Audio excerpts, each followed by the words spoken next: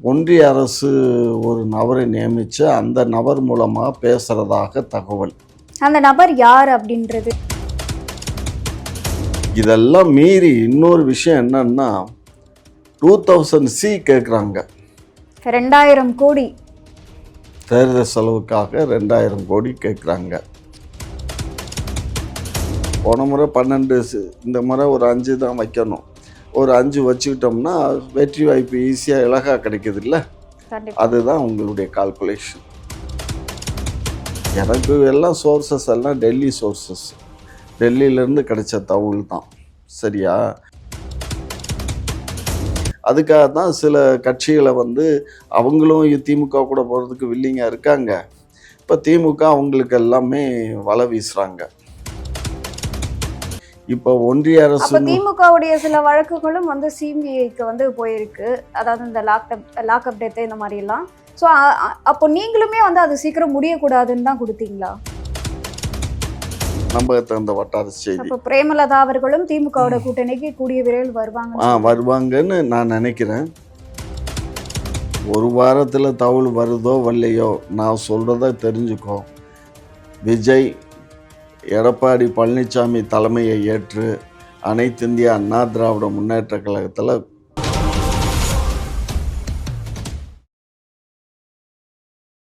குக்க செய்தி நேயர்களுக்கு வணக்கம். நான் உங்க தீபிகா. இன்றைய நிகழ்ச்சியின் சிறப்பு விருந்தினர் திமுகவின் மூத்த முன்னோடி முனைவர் காமாட்சி நாயுடு அவர்கள்.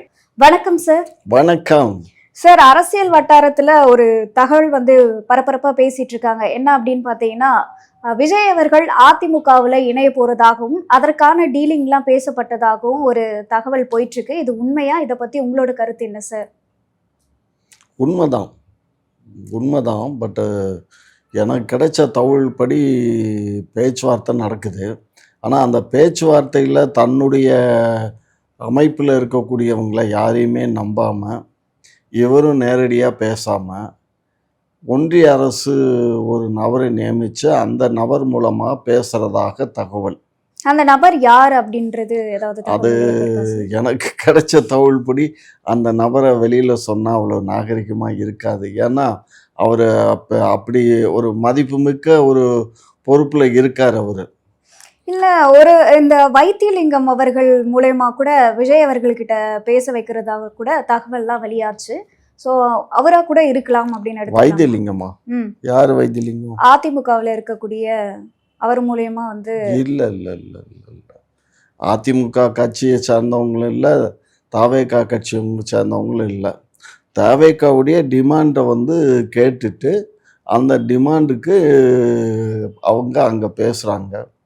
பட் அதை ரொம்ப சீக்கிரட்டாக வச்சுருக்காங்க. ரொம்ப சீக்ரெட்னு சொல்லும்போது உங்களுக்கு மட்டும் அது வரும். அதுதான் எனக்கு வந்துடும்.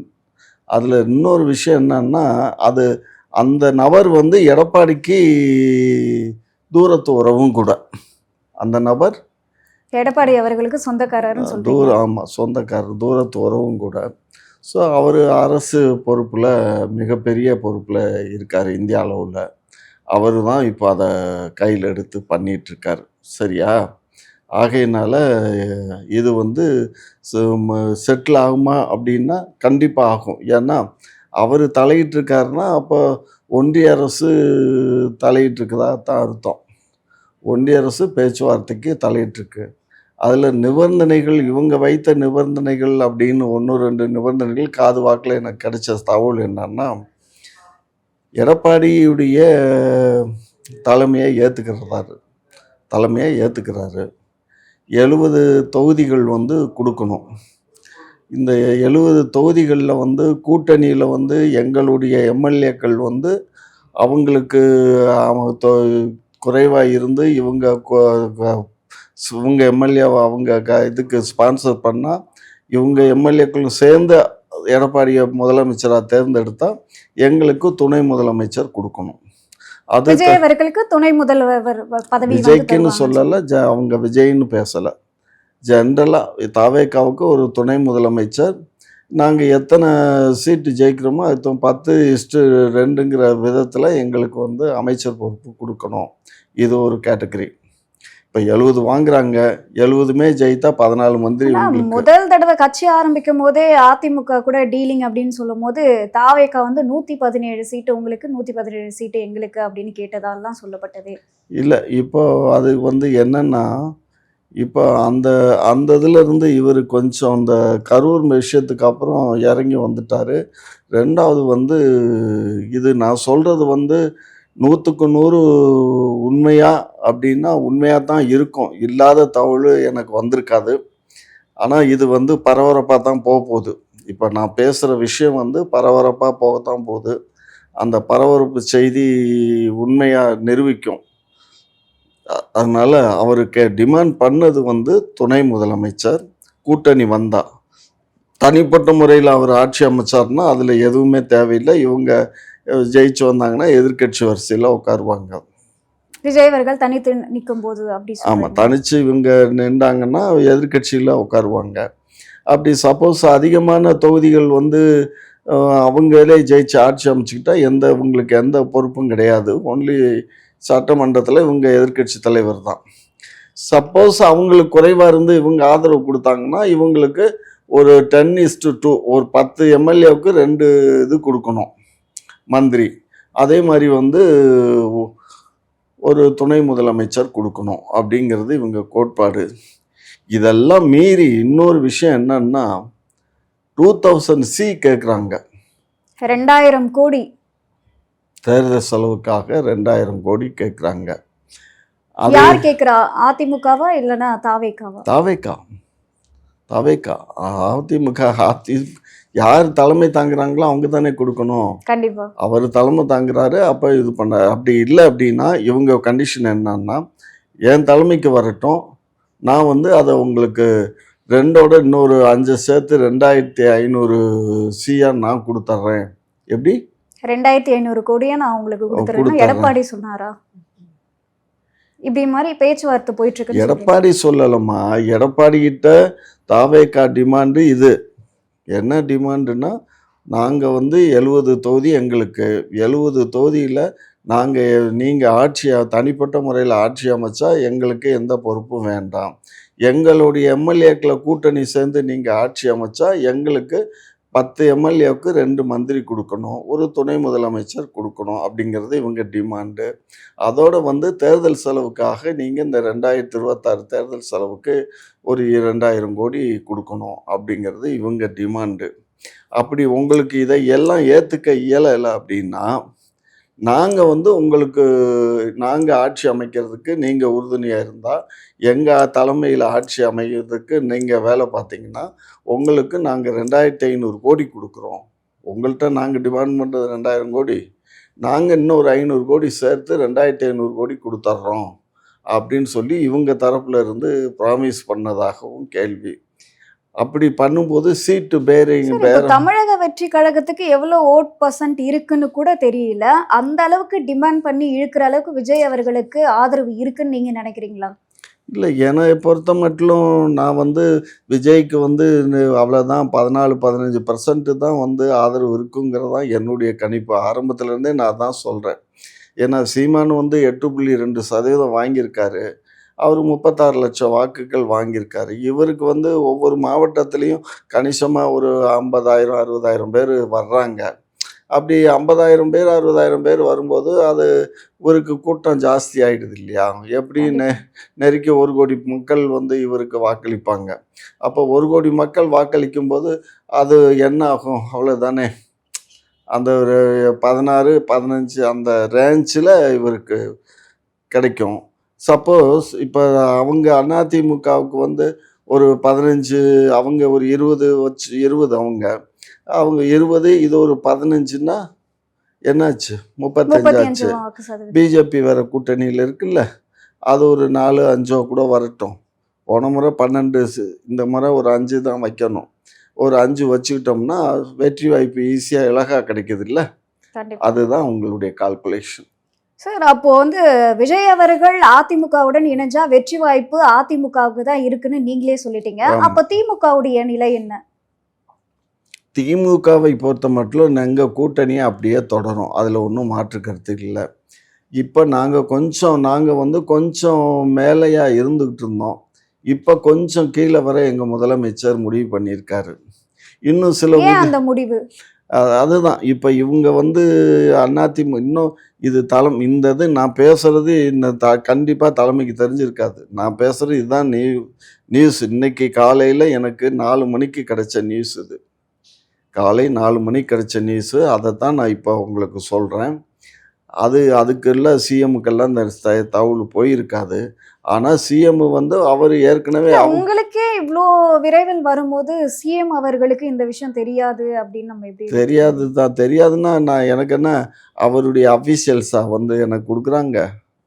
அவங்களுடைய இது குடுக்குறாங்களா? அவங்க சிபிசிஐடி இல்ல எஸ்பிசிஐடி அவங்க யாரும் குடுக்கலையே. அவங்க அரசாங்கத்துக்கு சம்மந்தப்பட்டது ஆட்கள் யாரும் எனக்கு குடுக்கல.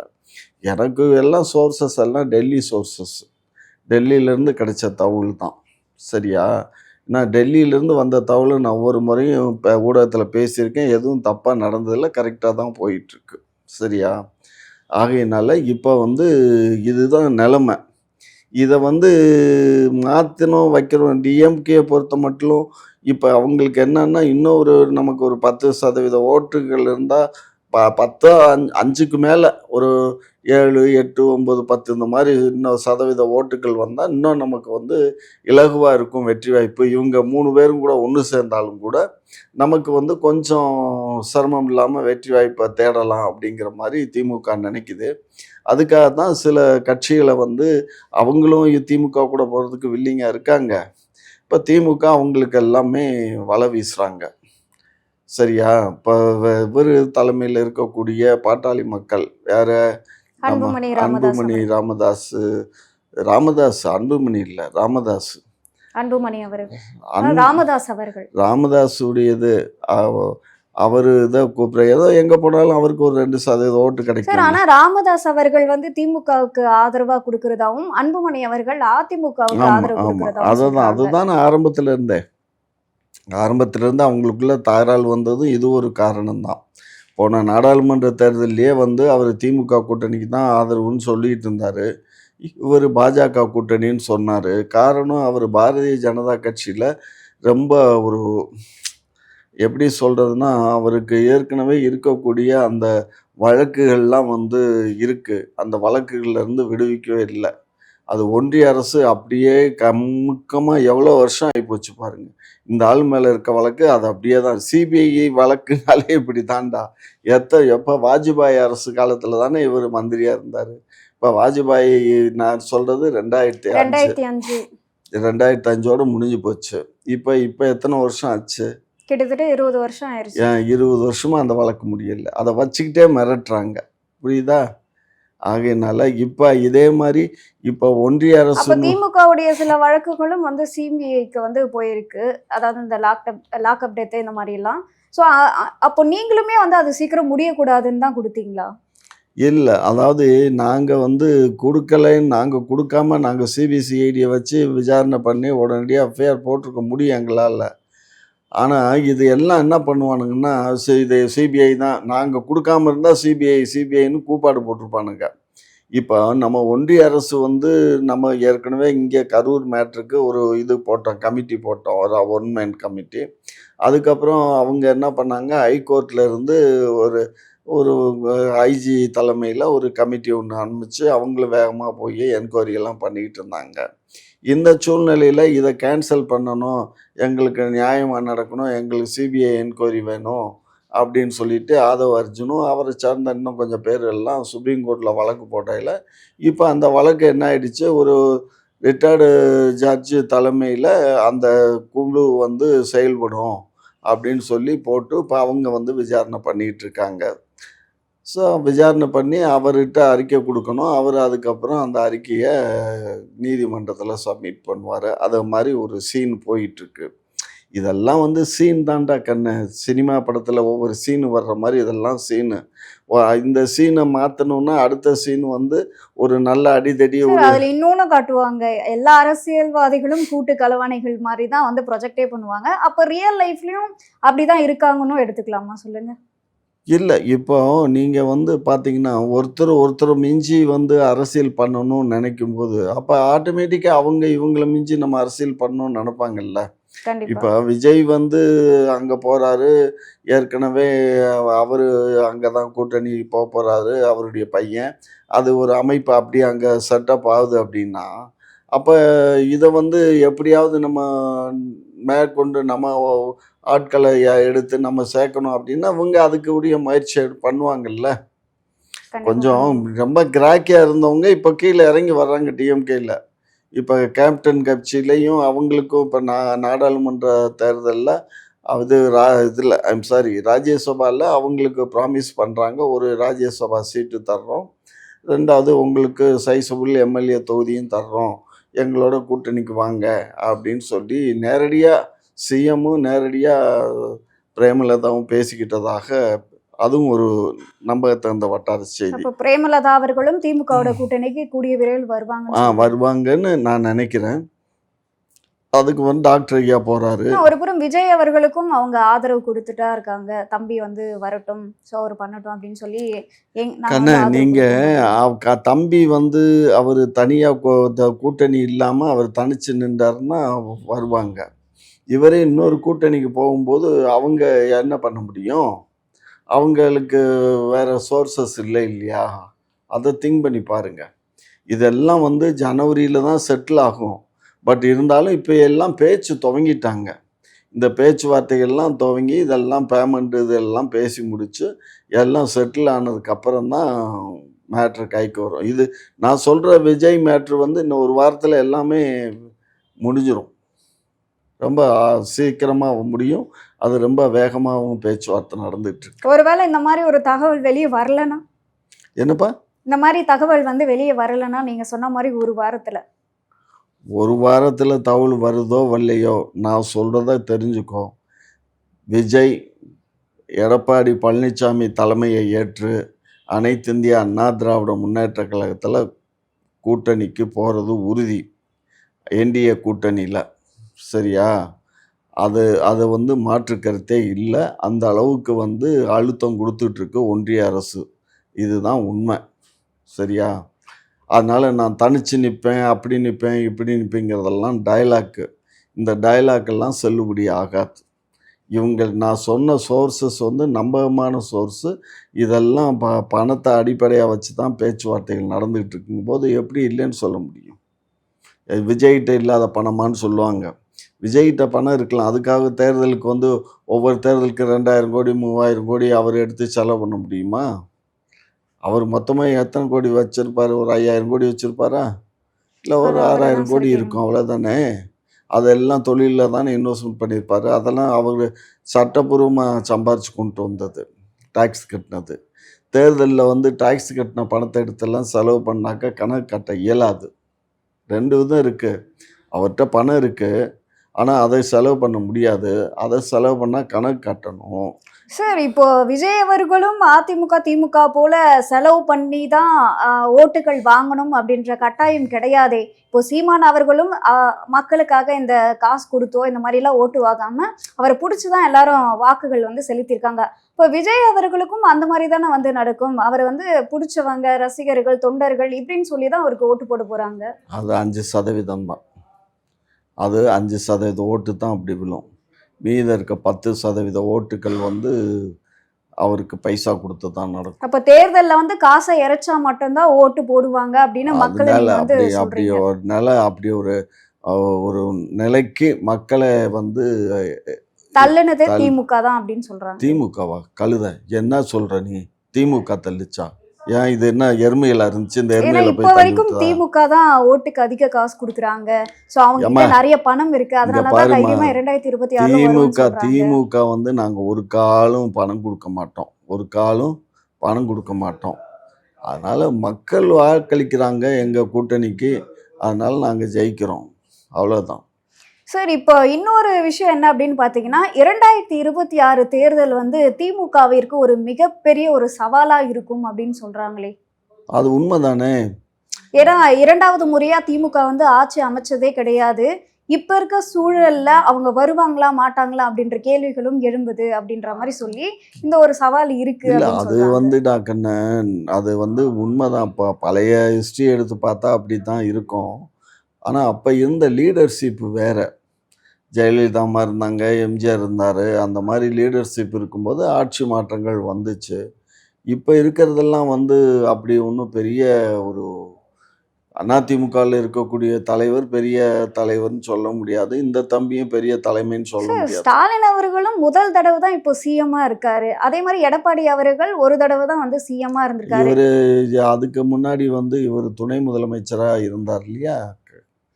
துணை முதலமைச்சரா ஸ்டாலின் இருந்தாரு. சிட்டி மேயரா இருந்தாரு. அதுக்கப்புறம் சார், எடப்பாடி அவர்களும் பொறுப்புல இருந்திருக்காரு இல்லையா? ஒரு இல்ல அடிமட்ட தொண்டரா தான் வந்து அடி சிஎம்மாவே ஆனாரு. வாஸ்தவம் தான். அது வந்துடா கண்ணு, மக்கள்ட்ட வந்து போய் சேர்றது இருக்கு பாரு. திமுகன்னா அது அது ஒரு எங்க வீட்டு பிள்ளைங்கிற மாரி ஆயிப்போச்சு. எம்ஜிஆர் அந்த மாரி பரப்பி வச்சுட்டாரு திமுகவ. எம்ஜிஆர் பரப்புனது தான். திமுகவ வந்து அந்த மாரி பரப்பிட்டாரு. அதனால திமுக வந்து செயல்பாடுகள்ல ரொம்ப அதிகமா இருக்கு. அதுல ஒண்ணும் மாற்று கருத்து இல்ல. சரிங்களா? இப்போ விஜய் அவர்களுக்கு இந்த தடவை சிறுபான்மை ஓட்டுகள் வந்து அதிகமா போக போறதாகவும், இதனால திமுகவுக்கு ஒரு பின்னடைவு ஏற்படும். இந்த தடவை சிறுபான்மை ஓட்டுகள் வந்து திமுகவுக்கு குறைவா கிடைக்கும் அப்படின்னு சொல்றாங்க. ஏம்மா சிறுபான்மை ஓட்டுன்னா கிறித்துவ ஓட்டு தான்டா. அவருக்கு இஸ்லாமியர்கள் ஓட்டு கூட கொஞ்சம் விஜய் பக்கம் திரும்பி அதெல்லாம் இருக்குன்னு போகாது. சொல்றாங்களே. அது சும்மா அந்த பீஸா போன 2, 3 கட்சி அங்க போய் சேர்ந்திருக்கு. அவங்க தான் நம்மகிட்ட வந்துட்டு தானே போனாங்க. அவங்கள பத்தியெல்லாம் தெரியும்ல. அவங்களுக்கெல்லாம் என்ன ஓட்டு பேலன்ஸ் இருக்கு? அதெல்லாம் ஒண்ணும் கிடையாது. விஜய்க்கு வந்து இந்த கிறித்துவர்கள் இருக்காங்க. அந்த கிறித்துவர்களுடைய ஓட்டு கிடைக்கும். அந்த கிறித்துவர்கள் யார் இருக்கான்னா, அந்த அவங்க இருக்கக்கூடிய அந்த பர்ட்டிகுலர் இதுதான். கிறிஸ்துவ கேட்டகரி மட்டும் தான் அவங்களுக்கு ஆமா. ஓட்டு போடுவாங்க. கிறிஸ்துவத்திலே நெறைய கேட்டகரிஸ் இருக்கு. சரிங்களா? இவங்க வந்து கேத்தலிக்ஸு. அந்த கேத்தலிக்கு மட்டும் தான் இவர சப்போர்ட் பண்ணுவாங்க. இப்ப அவங்க தான் இவருக்கெல்லாம் பணம் எல்லாம் குடுத்து உதவி பண்றாங்க. அதனால அந்த கேத்தலிக்ஸ் ஓட்டு தமிழ்நாட்டுல எவ்வளோ இருக்கும்? ரொம்ப கம்மி கேத்தலிக்ஸு. ஏன்னா, இங்க எல்லாமே இப்ப புராட்டஸ்டாண்ட் தான் ஜாஸ்தி. அல்லோலோயான்னு சொல்லுவாங்க. அவங்களும் இங்க ஜாஸ்தி. சரியா? அதனால அங்கேயும் ஜாதி இருக்கு, எல்லாம் இருக்கு. அதனால அவ்வளோ ஈஸியாலாம் வந்து அங்க போயிடாது. புரியுதுங்களா? இன்னும் சொல்லப்போனா, விஜய வந்து ஆனா விஜயால உங்களுக்கு செல்வாக்கு குறைஞ்சிருக்கு அப்படின்றது உண்மையா? இல்ல பொய்யா? அது உண்மதான். அதுல என்ன செல்வாக்குன்னா, பேச்சு வழக்குல வேணா செல்வாக்கு குறைஞ்சிருக்குமே தவிர, எங்க ஓட்டு குறையல. இந்த செல்வாக்குமே வந்து 2026ல எதிரொலிக்கும். எப்படியா இருந்தாலும் திமுகவுக்கு பின்னடைவு அப்படின்னு சொல்றாங்க. அதெல்லாம் ஒண்ணும் இல்லடா. எங்களுக்கு பின்னடைவுன்னா, ஒரு ஓட்டு 2 1% 2% குறையலாம். அந்த அந்த 1 1%, 2% கூட தீர்மானிக்கலாம் இல்லையா? அவங்க வந்து அதுதான். அதுக்கு தான் ஜெயிக்கிறதுக்கும் இப்ப நாங்க தோற்கடிக்கிறதுக்கும். இன்னும் 2 கட்சிய பார்க்குறோம். புரியுதுங்களா? இன்னும் 2 கட்சி ஒரு மேக்ஸிமம் எங்களுக்கு ஒரு 5, 6% கிடைக்கிற மாரி ஒரு 2 கட்சிய நாங்க பார்க்குறோம். அவங்கள கூட கூட்டுக்க போறோம். அவ்வளோதான். சரியா வந்துரும். பேலன்ஸ் சீமான் ஆயிடும். அவர்கள கூப்பிடுறதுக்கு வாய்ப்பு இருக்கா? ஏன்னா அவருக்கு தான் ஒரு 5% ஓட்டு இந்த தடவை கிடைக்கும். 8% கிடைக்காதுன்னு சொல்லிட்டு இருந்தாங்களே. இல்ல. சீமான் வந்து நாங்க ஏற்கனவே முயற்சித்துட்டோம். சீமான் வந்து நான் தனிச்சு தான் நிக்க போறேன். நான் இவ்வளோ நாள் தனிச்சு நிக்கிறேன்னு சொல்லி நான் மக்கள்ட்ட பரப்புரை பண்ணிட்டு, நான் இப்போ கூட்டணிக்கு வந்தேன்னா, என்னை எவனும் மதிக்க மாட்டான். இப்போ விழுற ஓட்டு கூட விழாது. அதனால நான் தனிச்சு நிக்கிறேன் அப்படின்னு சொல்லிட்டாரு. உதயநிதி அவர்கள் வந்து எடப்பாடிய ஒரு விமர்சனம் பண்ணாரு. என்ன அப்படின்னா, எனக்கு எடப்பாடி அவர்கள் அப்படின்னு பேர் சொன்னாலே வந்து ஒண்ணு காலு, ஒண்ணு காரு தான் ஞாபகம் வருது அப்படின்னு சொல்லி விமர்சனம் பண்ணியிருந்தாரு. அதுக்கு எடப்பாடி அவர்கள் என்ன சொல்றாருன்னா, இவங்களுக்கு விமர்சனம் பண்றதுக்கு வேற செய்தியே கிடைக்கல. இத ஒண்ண வச்சே தான் எங்கள வந்து பேசுறாங்களே தவிர்த்து, எங்களுடைய ஆட்சிய அவங்களால குறை சொல்ல முடியுமா? அந்த அளவுக்கு இருந்தது எங்க ஆட்சி அப்படின்ற மாரி அதுக்கு ஒரு அட பதிலடி குடுத்திருக்காரு. ஏம்மா நீ வேற ஆட்சி, ஆட்சி. சார், ஆமா. அவரு சொல்றதும் கரெக்ட் தானே சார். எப்போ பார்த்தாலும் எடப்பாடி அவர்கள் வந்து கால்ல விழுந்து தான் முதல்வரா ஆனாரு. கால்ல விழுந்து தான் முதல்வரா ஆனாரு அப்படின்னு சொல்லி உண்மைய தானம்மா சொல்றோம். அந்த ஒரு விஷயம் மட்டும் தான் நீங்க அவங்க மீது வந்து குற்றம் சாட்டுறீங்க. உண்மைய தானே சொல்றோம். இவர் ஆட்சியில என்ன புடுங்குனாரு? உண்மைதான் சார். இப்போ ஒரு எதிர்க்கட்சி ஆளுங்கட்சியா இருக்கும்போது அரசியல் ரீதியா விமர்சனம் பண்றதுக்கு நிறைய விஷயங்கள் இருக்கும்போது அந்த ஒரு விஷயம் வந்து வச்சு பண்ணணும்னு அவசியமே கிடையாது இல்ல. விமர்சனம்.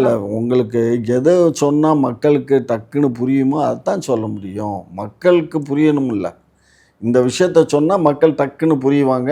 அது ஏற்கனவே ஒரு போய் விழுந்த அந்த படங்கள்லாம் இருக்குது. அது சோசியல் மீடியாவில் போயிட்டே இருக்குது. ஆனா இதனால எடப்பாடி அவர்களுக்கு ஒரு பின்னடைவுன்னு நீங்க கன்சிடர் பண்ண முடியுமா அது? பண்ண தாண்டா. அதாவது இவனே வந்து பொம்பளை காலில் விழுந்து ஆட்சிக்கு வந்த பையன் அப்படிங்கிற சார், அந்த கரூர் சம்பவத்தையே மக்கள் வந்து மறக்க ஆரம்பிச்சுட்டாங்க. அவ்வளோ பெரிய விஷயம் அது. காலில் விழுந்ததெல்லாம் எல்லாரும் எப்படி ஏம்மா ஞாபகம் எல்லாம் தான் வச்சுப்பாங்க? மறந்துடுவாங்க. இப்போ 12 பேரை வந்து துப்பாக்கி சூட்டில் சுட்டதை நான் டிவியில் பார்த்தேங்கிறதையே மறந்துட்டாங்க. கோடநாடு கொலை வழக்கையும் மறந்துட்டாங்க. மக்களுக்கு மறதி ஜாஸ்திடா. ஆனாலும் இதை நம்ம திரும்ப திரும்ப போட்டு காட்டிக்கிட்டு இருக்கோம்ல, காலில் விழுந்த சமாச்சாரத்தை.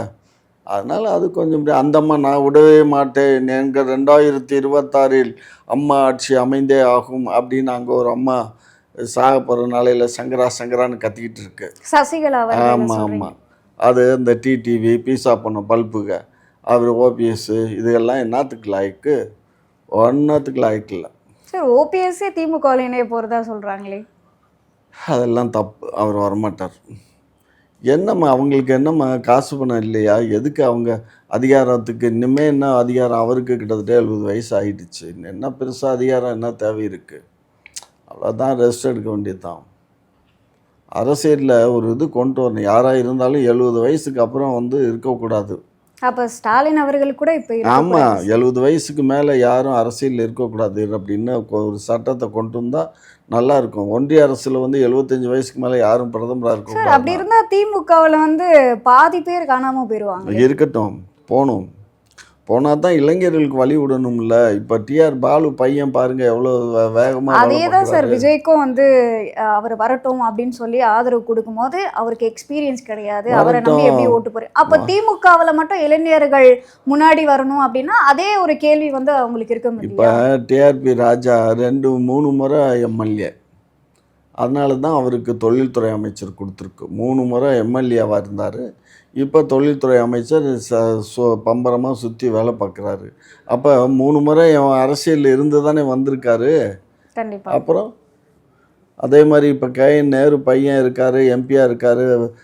இதில் வந்து பெரம்பலூர் இல்லைன்னா அவர் அதே மாதிரி அரசியலில் அவரும் வித்தகராக இருந்து தான் வந்திருக்காரு. சும்மா யாருமே அரசியலுங்கிறது வந்து விஜய் மாதிரி யாரும் திடீர்னு வந்துடல.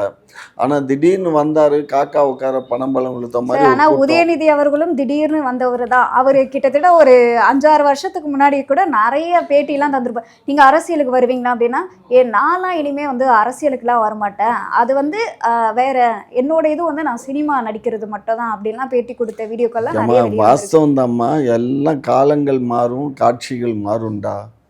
எல்லாமே உண்மைதான். காலங்கள் மாறும், காட்சிகள் மாறும். அவர் வந்து அப்ப திடீர்னு திமுக சொல்றதை எப்பவுமே செய்ய மாட்டாங்க. திமுகவை பொறுத்த மட்டும் அவர் எந்த குடும்பத்தை பிறந்தார்? அவங்க தாத்தா, அவங்க மாமா, அவங்க அப்பா, அவங்க பெரியப்பா எல்லாமே இது கழகம் திமுகவில் இருந்தவங்க.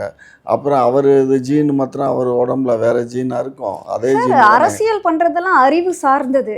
அதை வந்து வம்சாவழி அரசியல்வாதி குடும்பத்தை சேர்ந்தவங்கன்னா அவங்களுக்கு அரசியல் தெரியும் அப்போ அப்படின்றத நம்ம நீங்கள் அந்த அப்ப காலத்து இன்பநிதி அவர்களுக்கு துணை முதல்வர் பதவியில நின்னு எல்லா வேலைகளும் பண்றதுக்கான அரசியல் அனுபவம் இருக்குன்னு நீங்க சொல்றீங்களா? இருக்கும். இல்லாமல் எப்படி இருக்கும்? அதாவது அவருக்கு இப்பதான் 18 19 வயசு ஏம்மா ஆகுது. அது அந்த காலகட்டம் வரும்போது அவருக்கு அந்த இது வந்துரும்டா. அதாவது நீங்கள் யாரையுமே ஈஸியாக எடை போடாதீங்கப்பா. விஜய் வந்து நாங்கள்லாம் ஆரம்பத்தில் கொஞ்சம் லேசாக தான் எடை போட்டோம். அன்னும் பேச மாட்டான், ஒன்றும் எடுக்க மாட்டேங்கிறான். ஆனால் ஒரு அறிக்கை விடுறான், அதோட கம்முன்னு போய் படுத்துக்கிறான். அந்த ஒரு அறிக்கையே ஒரு மாசத்துக்கு பேசுறாங்க சார். அதைத்தான் அப்ப எந்த சொல்கிறேன். அளவுக்கு இம்பாக்ட் வந்து கிரியேட் அதை தான் பண்றாரு? சொல்கிறேன். அது இந்த ஊடகங்கள் பண்ணுற இந்த பரப்புரை அந்த அளவுக்கு ஊடகங்கள் தான். ஏன்னா சினிமா நடிகைங்கிறதுனால ஊடகங்கள் நிறைய பெருசாக பூஸ்ட் பண்ணுறாங்க. உங்களோட நேரத்தை ஒதுக்கி பல்வேறு கேள்விக்கு விளக்கம் அளிச்சிருக்கீங்க, அதற்கு நன்றி. நன்றி. குக்கு செய்தி நேயர்களுக்கு மிக்க நன்றி. கிட்டத்தட்ட 60,000 சப்ஸ்கிரைபர் தாண்டி போயிட்டு இருக்கும். இதே போல தொடர்ந்து உங்களுடைய ஆதரவை அளிக்கவும். அது மட்டும் இல்லாம லைக் பண்ணுங்க, ஷேர் பண்ணுங்க, சப்ஸ்கிரைப் பண்ணுங்க.